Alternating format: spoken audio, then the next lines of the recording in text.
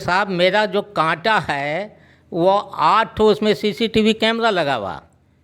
अब आप सोच लीजिए, सिर्फ बीच में रोड है, ये रैकेट सैकेट फैकेट ये सब क्या होता है?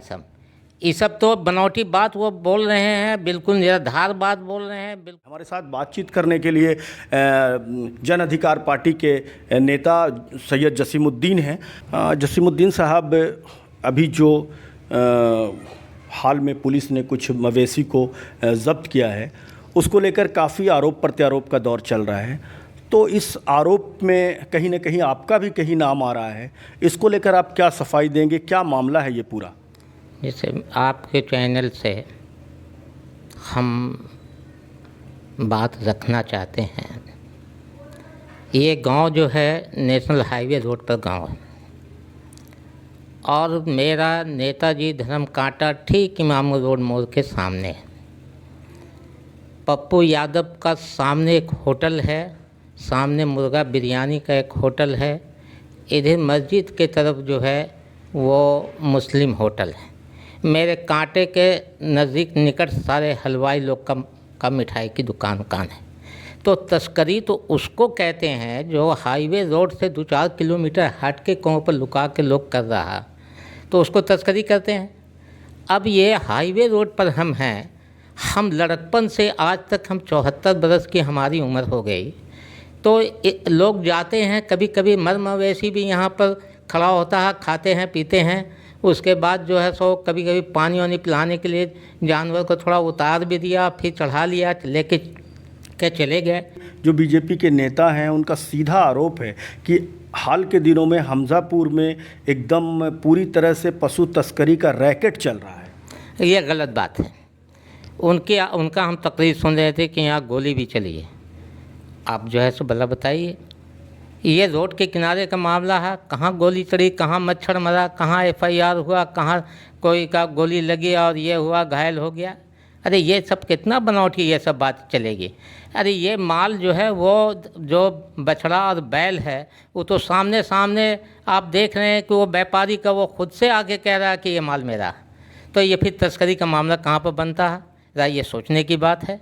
दूसरी बात ये है, मैं एकदम बिल्कुल स्पष्ट बात करना चाहता हूँ कि हमें बाबू चिंटू बाबू का हम ये इंटरव्यू आपके चैनल से हम सुन रहे थे, और सियासत में करीब करीब 35 से 40 बरस की उम्र हमारी होगी, कांग्रेस से लेकर के राष्ट्रीय जनता दल से लेकर के इस वक्त जहाँ पर हम हैं और अच्छे अच्छे पोस्ट पर हम रहे हैं। तो हम उनसे इस बात को पूछते हैं कि आप इंटरव्यू दे रहे हो कि 16 में था, 17 में था, 18 में था। अरे बाबा, तो सरकार तुम्हारी थी और यहाँ जदयू के नेता थे, ये सारा मामला उन्हीं से नहीं पूछा जा सकता है कि कहाँ क्या हो रहा था, कहाँ क्या नहीं हो रहा था। ये तो मामला उनका है, उनसे सवाल होना चाहिए, उनसे जवाब होना चाहिए। हाँ, इतना तो ज़रूर कहेंगे, कोरोना ऐसी महामारी आई पूरे हिंदुस्तान में, और मुसलमान का हम देख रहे हैं कि वो बेचारे जा कर के लाश को जला रहे हैं। भाईचारगी का इस है, दोनों का मेल मिलाप हो रहा है, एक दूसरे की मुसीबत में काम आ रहे हैं। अब ऐसी परिस्थिति में ये लोग यही काम कर रहे हैं। अब इनके पास कोई दूसरा मुद्दा रह नहीं गया, ये दूसरा कोई मुद्दा इनके पास नहीं रह गया, चूँकि ये कोरोना में फेल कर गए। पार्टी के नेताओं का बयान आ रहा है कि इस तरह की चीज़ों के लिए वो आंदोलन करेंगे, इसके खिलाफ वो आवाज़ उठाएंगे, आगे के पदाधिकारी से मिलेंगे, ये इस तरह का वो चेतावनी दे रहे हैं। क्या कहेंगे? देखिए, इसके बारे में आपको हम स्पष्ट तरीके से कहना चाहते हैं कि महंगाई जो चरम सीमा पर है। 100 रुपये लीटर जो है सो वो पेट्रोल पहुंच गया, डीजल पहुंच गया। सऊदी अरबिया इनको कुआं दिया था, ये तेल नहीं निकाल सके वहाँ से। तो ये सरकार फेलियर हो रही है, लिहाजा इनको नीचे से ऊपर तक के कार्यकर्ता को इनको एक लेटर आता है कि आप सारे मुद्दे को छोड़ दीजिए, इस वक्त हिंदू मुसलमान कीजिए और उसके बाद गाँव कीजिए, गाय कीजिए, यही सब इनका रह गया काम।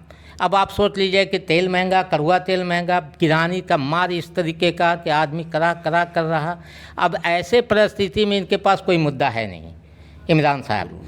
इसके बाद देखिए कोरोना में ये फेल कर गए, तो सीधे सीधे इनका एक ही मुद्दा है, गाय बैल बकरी, और इसी में ये लगे हुए हैं और इसी में लगे रहेंगे। क्योंकि देखिए कृषि प्रधान देश है, एक बात सुन लिए, पशुपालन प्रधान देश भी है, लेकिन इनको इतनी समझ में बात नहीं आ रही है। एक रैकेट था, अब 2 रैकेट बन गया है, और ये 2 रैकेट के अपने अपने को स्थापित करने की लड़ाई है। ये गलत बात है, ये बिल्कुल गलत बात है। अरे साहब, मेरा जो कांटा है वो 8 ठो उसमें CCTV कैमरा लगा हुआ। अब आप सोच लीजिए, सिर्फ बीच में रोड है, ये रैकेट सैकेट फैकेट ये सब क्या होता है? ये सब तो बनावटी बात वो बोल रहे हैं, बिल्कुल निराधार बात बोल रहे हैं, बिल्कुल गलत बोल रहे हैं, यही हमको कहना है। सब बताइए आप। अच्छा, इसमें आपके बेटे का भी नाम आ गया, तो वो कैसे आ गया? अब देखिए, हम सियासत में हैं, अब सवाल ये पैदा हो कि इसको बहुत सारा हाईलाइट करना है, तो उसमें जसीम नेता का भी एक लड़का को डाल दो। भला बताइए, आप सारे मेला को आप बंद कर दो। इस तरीके का लक्षनीति लगाना वो अच्छी बात नहीं है। इसलिए वो मेरे भतीजा लगेंगे, उनके हम बाप की उम्र के आदमी हैं। ये इस तरह की बात नहीं करना चाहिए और प्रशासन को इस तरह की भ्रमित नहीं करना चाहिए। तो मतलब आप मानते हैं कि ये बिल्कुल सब कुछ आरोप निराधार है? बिल्कुल बिल्कुल आरोप निराधार है। सामने है, जिसका माल है वो खुद कोर्ट में जा रहा, कह रहा कि ये चीज़ मेरी है। अब बताइए आप, 35-40 साल से हम अपनी सियासत कर रहे हैं, हमारा बच्चा इंजीनियर है, बताइए उसमें इसलिए कि जसीम साहब का अगर नाम आवेगा तो मेरा मुद्दा जिंदा रहेगा, क्योंकि वो तो कहबे करेंगे, हक और सही बात कहेंगे। इसलिए ये बड़ा प्लानिंग के तहत जो है काम हो रहा है, इसको पदाधिकारी को इसको समझना चाहिए।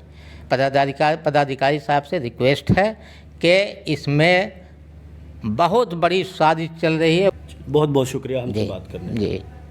जी शुक्रिया।